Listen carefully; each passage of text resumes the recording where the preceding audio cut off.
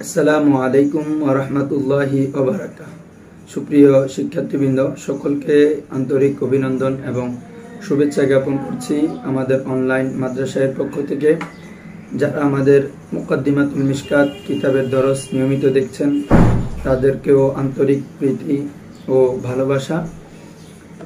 আমরা গত পর্বে তালিকাত নিয়ে মুআল্লাক নিয়ে জেনেছি এবং মুআল্লাকের হুকুম কি তা নিয়েও জেনেছি। যে মুআল্লাক বলা হয় যদি সনদের শুরু থেকে যদি রাবি বাদ পড়ে যায় তাহলে ওটা হচ্ছে মুআল্লাক। এই রাবিটা বাদ পড়াটা হতে পারে একজন অথবা একাধিক অথবা পুরো সনদটা বাদ পড়তে পারে। তাহলে এই ধরনের এটাকে কি বলা হয়? মুআল্লাক। যেমন কোন রাবি বলা ক্বালা রাসূলুল্লাহ সাল্লাল্লাহু আলাইহি ওয়াসাল্লাম হাকাযা, তাহলে উনি পূর্বে যে সনদ রয়েছে এটা পুরোকে বাদ দিলে হয়, এটা মুআল্লাক হাদিস হয়ে যায়। তো মুআল্লাকের হুকুম ছিল মারদুদ, অর্থাৎ যেহেতু এখানে অনেক রাবি একজন বাদ পড়তে পারে, একাধিক পুরো সনদটা যদি বাদ পড়ে যায় তাহলে এটার হুকুম হচ্ছে কি মারদুদ। কারণ এটা যারা রাবি বাদ পড়েছে তাদের অবস্থা সম্পর্কে আমরা জ্ঞাত নই। তারা কি পরিপূর্ণ সেকা কিনা, তারা কি পরিপূর্ণ আদেল কিনা, এগুলো সম্পর্কে যেহেতু আমরা অবগত নয়, এই জন্য মুআল্লাক হাদিস মারদুদ, এটার হুকুম হচ্ছে এটা গ্রহণযোগ্য নয়। তবে যে হাদিসগুলো তালিকাতে বুখারী, তালিকাতে সহিহাইনের যে তালিকগুলো রয়েছে এগুলো অবশ্যই কুবিলা, গ্রহণযোগ্য। কারণ তারা নিজেদের উপর আবশ্যক করে নিয়েছেন যে তারা সহিহ হাদিস ব্যতীত তাদের কিতাবে কোনো ধরনের হাদিস আনবেন না।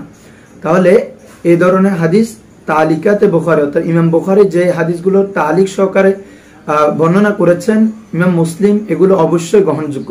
কারণ উনারা নিজেদের উপর ইলতিজাম করে আবশ্যক করে নিয়েছেন যে উনারা সহিহ হাদিস ব্যতীত উনাদের কিতাবে কোনো হাদিস আনবেন না। তো এই কারণে তালিকাতে সহিহাইন এগুলো অবশ্যই গ্রহণযোগ্য। এখন খেয়াল করুন, আমাদের পরবর্তী বিষয় হচ্ছে আজকের যেখান থেকে আমাদের দরস আরম্ভ হবে সেটি হচ্ছে হুকমুত তালিক বিসিগাতিল মালুমি ওয়াল মাজহুল। সিগায়ে মালুম এবং সিগায়ে মাজহুলের মাধ্যমে যেগুলো তালিক করা হয় সেগুলোর হুকুম। মালুম বলতে হচ্ছে সিগায়ে মারুফ, মাজহুল তো বুঝছেন, অর্থাৎ আমরা যারা মিজান পড়েছি তারা অবশ্যই অবগত। ফেলগুলো দুই ধরনের হতে পারে, একটা মারুফ, মাজহুল। মারুফ বলবো যেটার ফাইল জানা থাকে না, মাজহুল হচ্ছে মারুফ হচ্ছে যার ফাইল জানা থাকে, মাজহুল হচ্ছে যার ফাইল জানা থাকে না। তাহলে এই যে মারুফ এবং মাজহুল সিগার মাধ্যমে যে তালিকগুলো করা হয় সেগুলোর হুকুম কি? খেয়াল করেন, ওয়াকাদ ইউফরাকু ফিহা, তালিকাতের ক্ষেত্রে আরো বিভিন্ন ভাগ করা হয়, বিভিন্ন প্রকার করা হয় এভাবে যে বিআন না মা যুকিরা বিসিগাতিল জাজমি ওয়াল মালুম। মা যুকিরা যা উল্লেখ করা হয়েছে, বিসিগাতিল জাজমি দৃঢ়বাচক সব সিগার মাধ্যমে, ওয়াল মালুম আই মারুফ শব্দের মাধ্যমে। অর্থাৎ মারুফ জাজমুন অর্থাৎ দৃঢ়তাবাচক শব্দ এবং মারুফ শব্দের মাধ্যমে যেই তালিকগুলো উল্লেখ করা হয়, যে হাদিসটা উল্লেখ করা হয়, যেমন এখানে মিসাল খেয়াল করুন, কাকাউলিহি, যেমন রাবির কওল ক্বালা ফুলানুন আও যাকারা ফুলানুন। দেখেন তো ক্বালা এটা কিসের সিগা? মারুফের সিগা। তারপরে আও যাকারা ফুলানুন, যাকারা কিসের সিগা? মাজির সিগা, মারুফের সিগা। তাহলে এই যদি কোন রাবি যদি মারুফ সিগার মাধ্যমে যদি কোনো হাদিস বর্ণনা করে, যদি ওখানে সনদ উল্লেখ না করে, তো কি হবে? দাল্লা আলা সুবুতি ইসনাদিহি ইনদাহু ফাহুয়া সহিহুন কতআন। বলছেন দাল্লা আলা সুবুতি ইসনাদিহি, এই যদি মারুফ সিগার মাধ্যমে যদি হাদিস বর্ণনা করে, দাল্লা তা দালালত করে, আলা সুবুতি ইসনাদিহি, ওই হাদিসের সনদ আপনার বিদ্যমান থাকার উপর, ওই হাদিসের সনদ ওই রাবির নিকট ইনদাহু, ওই রাবির নিকট বিদ্যমান থাকার উপর দালালত করে, যদি মারুফ সিগার মাধ্যমে তালিকটা বর্ণনা করা হয়। ফাহুয়া সহিহুন কতআন, যদি মারুফ সিগার মাধ্যমে তালিক করা হয় তাহলে বলছেন ফাহুয়া সহিহুন কতআন, এই ধরনের তালিকটা অবশ্যই অকাট্যভাবে এটা সহিহ। ফাহুয়া সহিহুন কাতআন। তাহলে আমরা জানলাম যেই তালিকটা আপনার মারুফ সিগার মাধ্যমে করা হবে সেটার এটি দালালত করে দেয় ওই সনদ, ওই হাদিসের সনদটা ওই রাবির উপর বিদ্যমান আছে, এই জন্য ওই হাদিসের হুকুম হচ্ছে ফাহুয়া সহিহুন কাতআন, সেটি অকাট্যভাবে সহি। তারপর খেয়াল করুন, ওয়ামা যুকিরাহু বিসিগাতি তামরিদ ওয়াল মাজহুল, ওয়ামা যুকিরাহু, আর যে হাদিসকে উল্লেখ করা হয় বিসিগাতি তামরিজ, তামরিজ সিগার মাধ্যমে, দুর্বল সিগার মাধ্যমে, ওয়াল মাজহুল, মাজহুল সিগার মাধ্যমে, প্রায় সমার্থক। তামরিজ যেটা বুঝাচ্ছে মাজহুলও একই কথা বুঝাচ্ছে। অর্থাৎ যদি দুর্বল সিগা অর্থাৎ মাজহুল সিগার মাধ্যমে যদি তালিকটা বর্ণনা করা হয়, যেমন কিরকম কিলা, আমরা জানি কালাটা হচ্ছে কি মারুফ আর কিলাটা হচ্ছে মাজহুল। তারপরে এভাবে ইয়াকুল হচ্ছে মারুফ, ইউকাল হচ্ছে মজহুল, জাকারা হচ্ছে মারুফ, তার মজহুল হচ্ছে কি জুকিরা। তাহলে যদি মজহুল সিগার মাধ্যমে তালিকটা উল্লেখ করা হয়, ফাফি সিহাতিহি ইনদাহু কালামুন, ফাফি সিহাতিহি ইনদাহু, ওই হাদিসের শুদ্ধতার ব্যাপারে ইনদাহু রাবির নিকট কালামুন কথা রয়েছে, বিভিন্ন ইখতিলাফ রয়েছে, মতামত রয়েছে।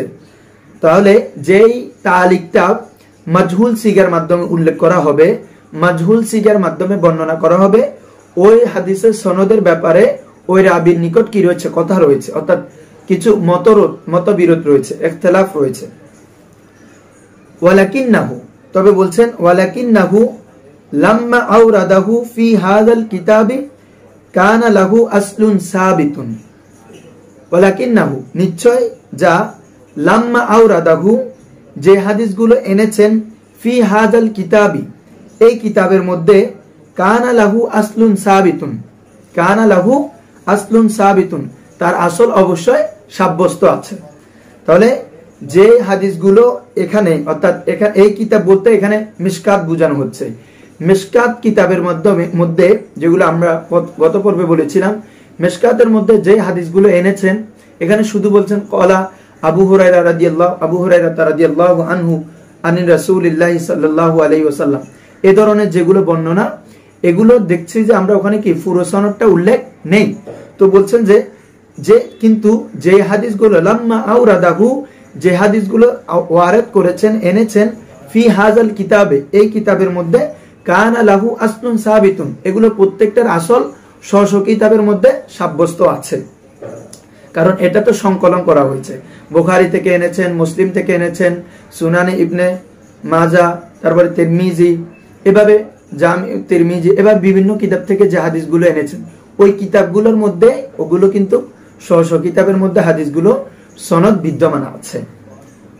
তারপর দেখেন ওয়ালিহাজা ক্বালু, এই কারণে আপনার বলে মুহাদ্দিসগণ বলেন, উসুল শাস্ত্রবিদগণ বলেন, তালিকাতুল বুখারী, বুখারী তালিক মুত্তাসিলাতুন, মুত্তাসিল, সহিহাতুন এবং সহিহ। বুখারীর যে তালিকগুলো রয়েছে এগুলো মুত্তাসিলের হুকুমে, এটা মুনকাতির হুকুমে নয়। কারণ আগেই বলেছি তিনি তিনার উপর ইলজাম করে নিয়েছেন, আবশ্যক করে নিয়েছেন যে তিনি সহিহ হাদিস ব্যতীত আর কোনো ধরনের হাদিস আনবেন না। এগুলোর হুকুম হচ্ছে সনদটা মুত্তাসিলের হুকুমে সহিহাতুন, এবং এটা হাদিসের সহির মধ্যে অন্তর্ভুক্ত। তাহলে আশা করি বুঝতে পেরেছেন যে তামরিজ এবং অর্থাৎ মারুফ মজহুল, মারুফের যদি সিগার মাধ্যমে যদি তালিক করা হয় তাহলে এটা ফাহুয়া সহিহুন কাতআন, এটা অকাট্যভাবে সহি। আর যেটা মজহুল সিগার মাধ্যমে বর্ণনা করা হয় সেটা প্রসঙ্গে ওই হাদিসের সনদ প্রসঙ্গে ওই রাবির মধ্যে কিছু কথা রয়েছে। অর্থাৎ যেহেতু তিনি মজহুল সিগা নিয়ে উল্লেখ করেছেন, তালিক করেছেন, তার মানে বোঝাচ্ছে ওই হাদিসের রাবির ব্যাপারে কিছু কথা রয়েছে। এটা হচ্ছে আমাদের হুকমুত তালিকাত, তালিক বিসিগাতিল মালুম ওয়াল মাজহুল।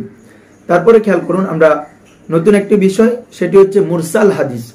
মুরসাল হাদিস এবং মুরসাল হাদিসের হুকুম খুব গুরুত্বপূর্ণ একটি বিষয়।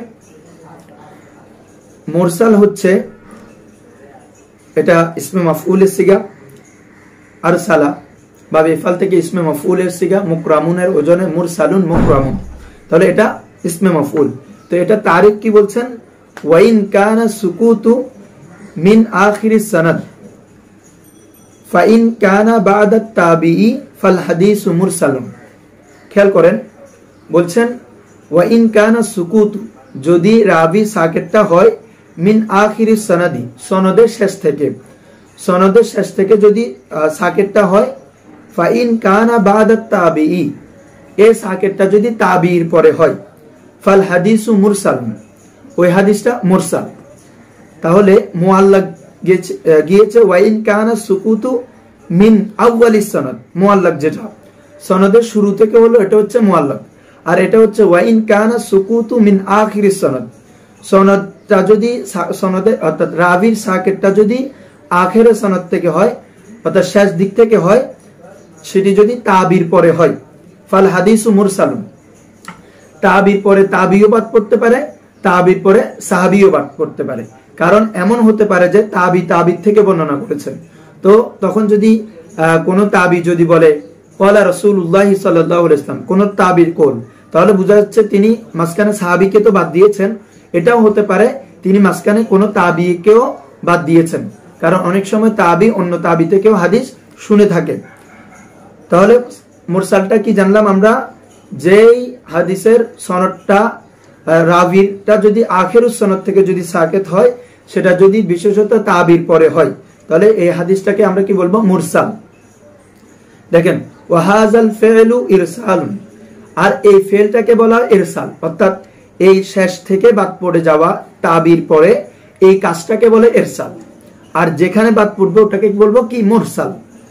এখন খেয়াল করুন এটার ধরনটা কি ধরনের, কাকাউলিত তাবিই, যেমন কোন তাবির কৌল ক্বালা রাসূলুল্লাহ সাল্লাল্লাহু আলাইহি ওয়াসাল্লাম, রাসূল সাল্লাল্লাহু আলাইহি ওয়াসাল্লাম ইরশাদ করেন। আচ্ছা, তাবি তো কখনো আপনার রাসূল সাল্লাল্লাহু আলাইহি ওয়াসাল্লামকে দেখেননি বা উনার থেকে হাদিস শোনার, সরাসরি হাদিস শোনার এটা ইহতিমাল নেই, তাহলে অবশ্যই এখানে বোঝা যাচ্ছে তিনি অবশ্যই একজন সাহাবীকে বাদ দিয়েছেন, এটা একটা। আর এটাও ইহতিমাল আছে ইনি তাবিকেও বাদ দিতে পারেন, সামনে আরো স্পষ্ট হবে ইনশাআল্লাহ। তাহলে দেখেন তাবি কিভাবে বলবে, ক্বালা রাসূলুল্লাহ সাল্লাল্লাহু আলাইহি ওয়াসাল্লাম, কোন তাবি যদি এ ধরনের বলে তাহলে এটা হবে কি, হাদিসে মুরসাল।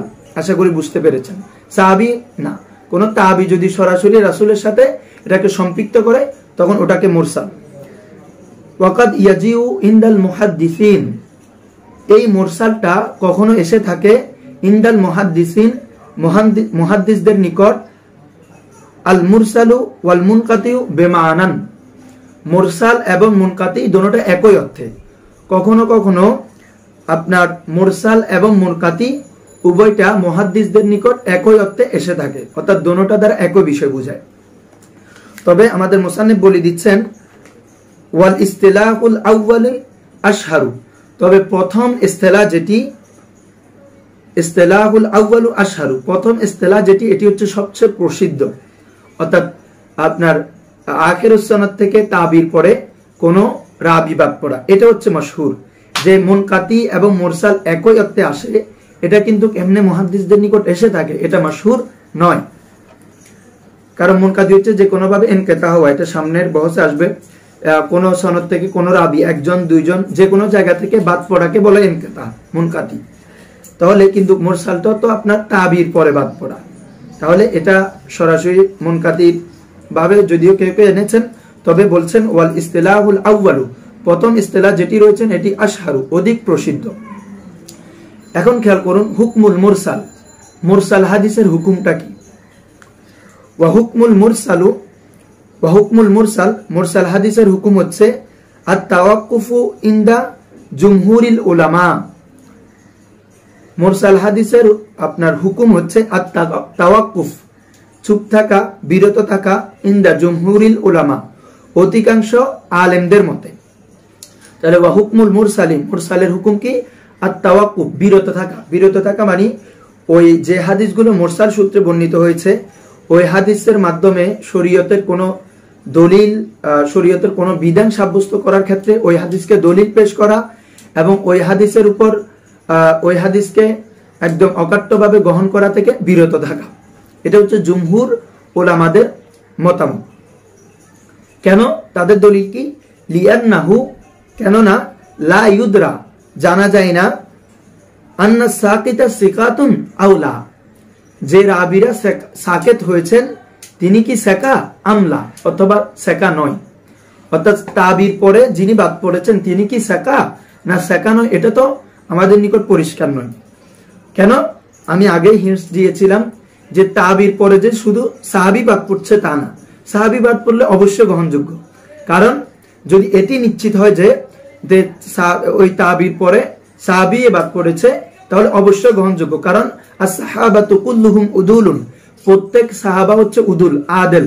তাদের ব্যাপারে কোনো আপনার তাদের হাদিস বা তাদের দপ্ত শক্তি, হেফজ শক্তি নিয়ে কোনো কথা নেই। যদি তাবির পরে সাহাবী বাদ পড়ে এটা নিশ্চিত, তাহলে তা অবশ্যই গ্রহণযোগ্য। যদি আর তাবির পরে তাবিও বাদ পড়তে পারে, কারণ এটি হতে পারে যে তাবি অন্য কোনো তাবি থেকে শুনেছেন। তো যদি অন্য কোনো তাবি থেকে শুনে থাকে তাহলে তাবির মধ্যে সেকাও আছে, গায়রে সেকাও আছে।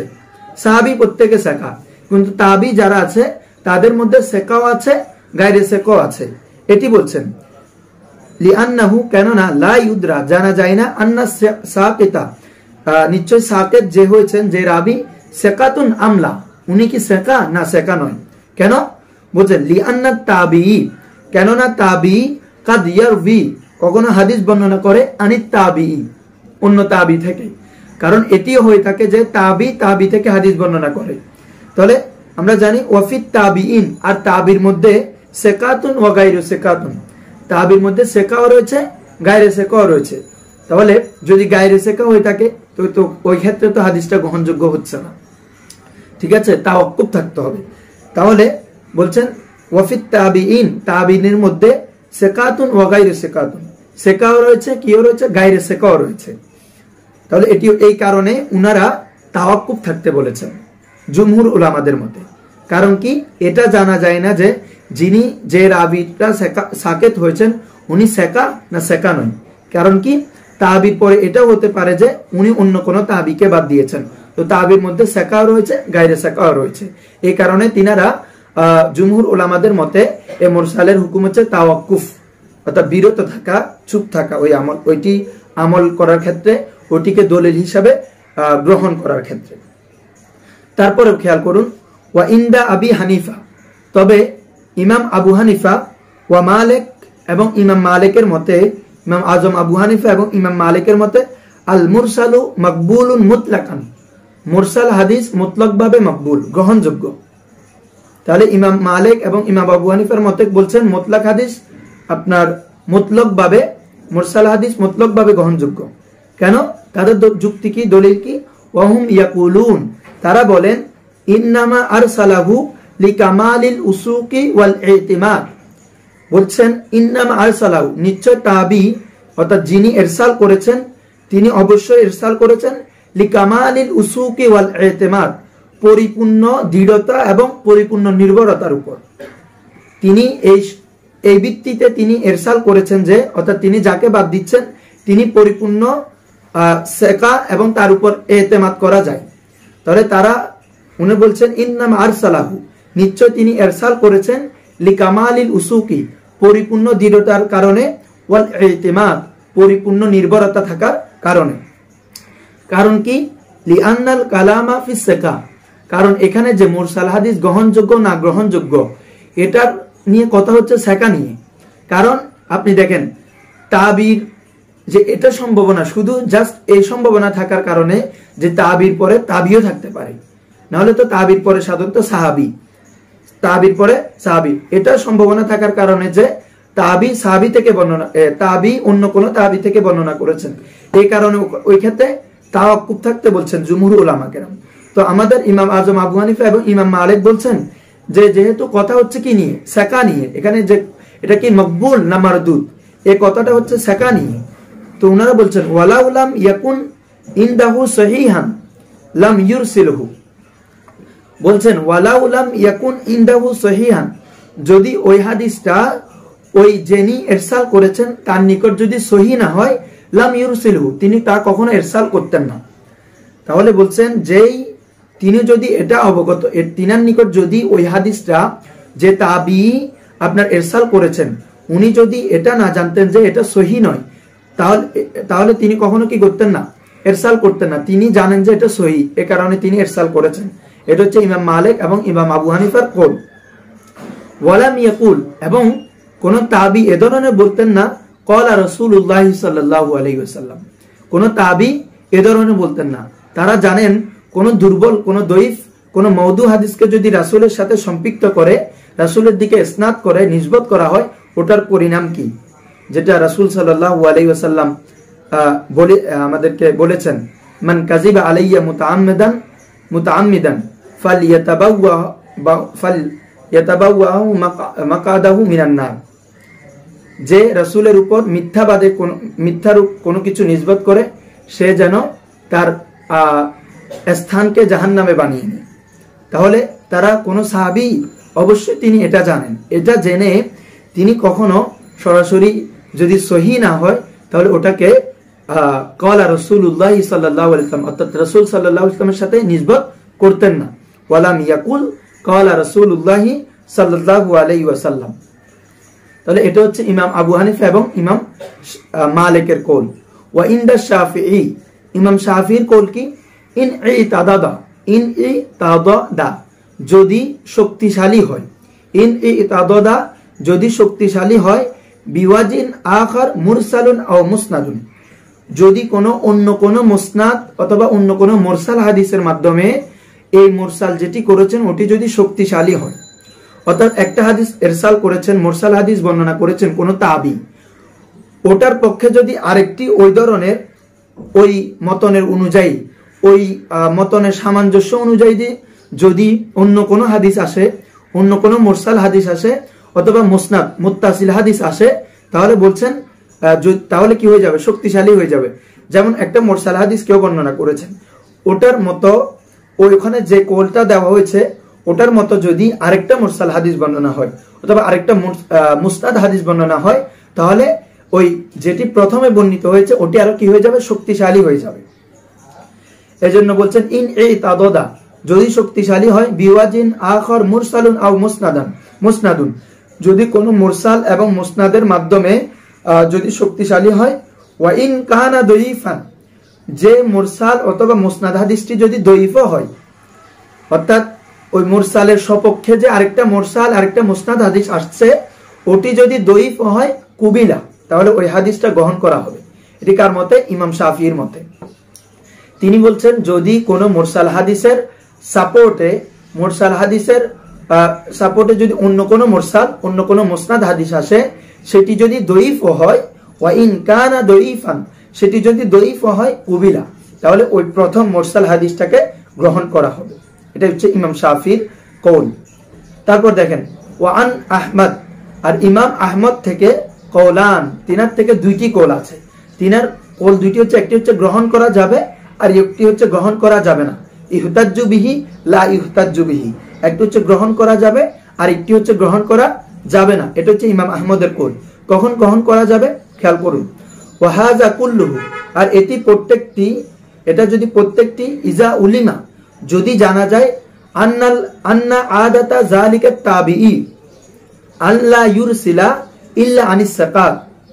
খুব ভালো করে খেয়াল করুন, তিনি বলছেন এটি প্রত্যেকটি ইজা উলিমা যখন জানা যাবে, আন্না আদাতা যালিকা তাবিঈ ওই তাবিঈর আদত, আন্না আদাতা নিশ্চয় যদি আদত স্বভাব হয়ে থাকে, অভ্যাস হয়ে থাকে, যালিকা তাবিঈ ওই তাবিঈর আল্লাহ ইউরসিলা তিনি ইরসাল করেন না, ইল্লা আনিস সাকাত সাকা রাবি ব্যতীত, অর্থাৎ তিনি কখনো মুরসাল করেন না যদি না ওই রাবি কি না হয়, সাকা না হয়, অর্থাৎ তিনি সব সময় যদি সাকা হয় তারপরে মুরসাল করেন, তাহলে ওই ক্ষেত্রে ওই মুরসাল হাদিসটা অবশ্যই গ্রহণযোগ্য।